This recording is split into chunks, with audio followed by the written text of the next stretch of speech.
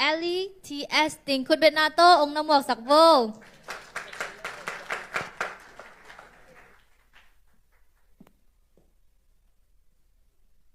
Kung sak di nga hile bangin kamo sop siyang thay siya.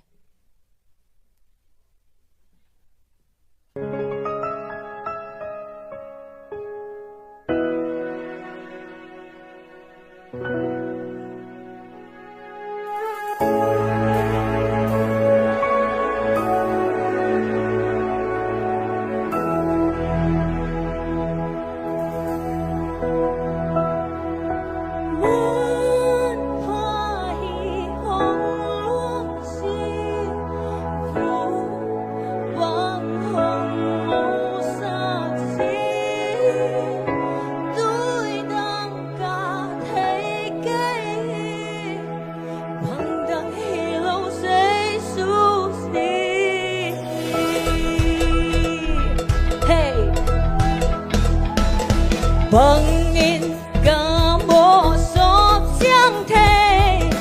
Bangdang hilaw say susi Bangin hongdang sakit thay Bangdang hilaw say susi Mon pahi hong long sin Vuk bang hong ngô sa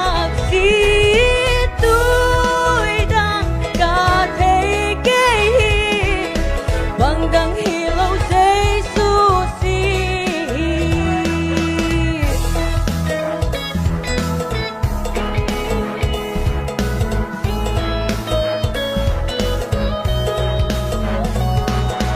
Mo mai sang bangdang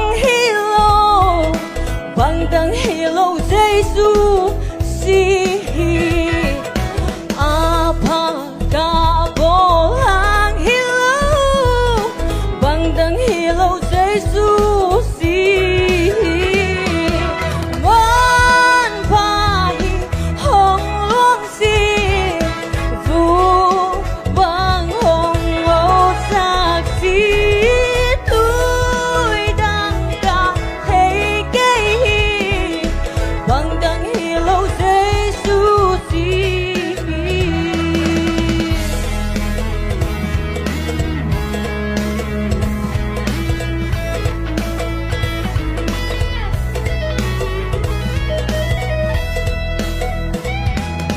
Kailang et na lunok na Bangdang hilaw say susi Kaindig na kanga na Bangdang hilaw say susi Mon pahi hong long sin Vu bang hong ngô sak si Tui dang ka thay cây Bangdang hilaw say susi Oh mon pahi hong long sin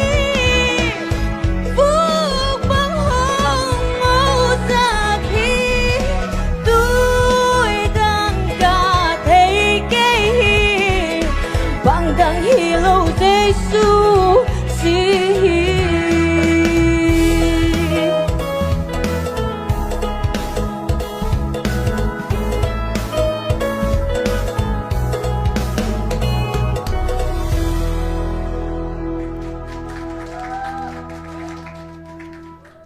Nak siam mama chay Ellie Kavek wa bang ung siang sak zo ta ki bang liang eh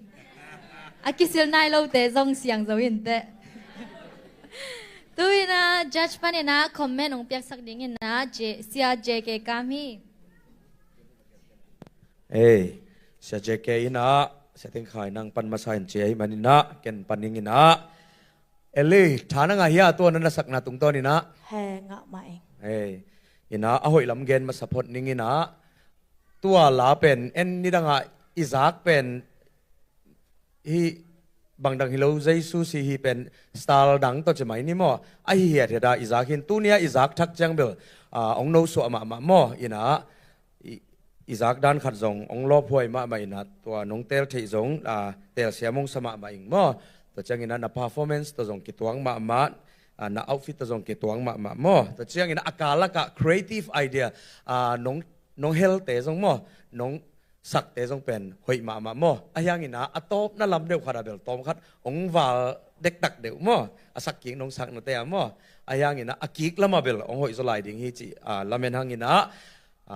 overall in iet chiang ina hoi ma hi chi ken tuang comment no mi ngai mo nak pe ta ken lungda mele to pa thu pa